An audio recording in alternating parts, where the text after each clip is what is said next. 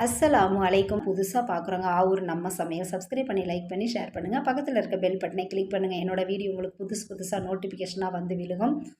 அருமையான டேஸ்ட்டோடவும் கொஞ்சம் டிஃப்ரெண்ட்டாகவும் ஹெல்த்தாகவுமே இருக்கும். இதே டேஸ்ட்டோட இதே மாதிரியே ட்ரை பண்ணுங்கள்.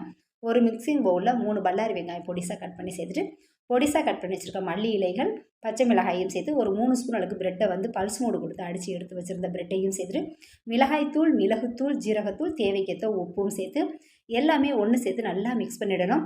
மிக்ஸ் பண்ணதுக்கப்புறம் 1 ஸ்பூன் அளவுக்கு கடலை மாவும் சேர்த்து கடலை மாவையும் மிக்ஸ் பண்ணிட்டு ஒரு 3 முட்டை வேக வச்சு எடுத்த முட்டையை வந்து நல்லா பில்லியில் வந்து பூ போல் துருவி எடுத்துக்கணும்.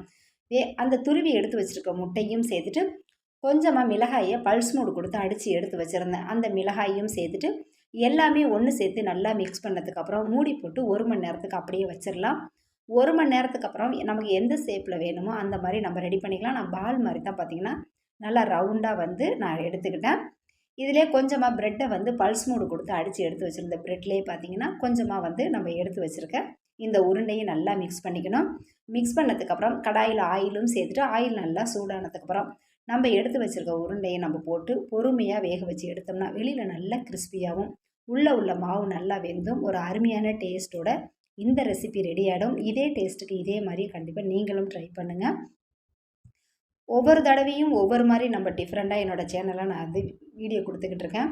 லாங் வீடியோ வரும், ஷார்ட் வீடியோ வரும். வீடியோவை மிஸ் பண்ணாமல் பாருங்கள். தேங்க்யூ ஃபார் வாட்சிங்.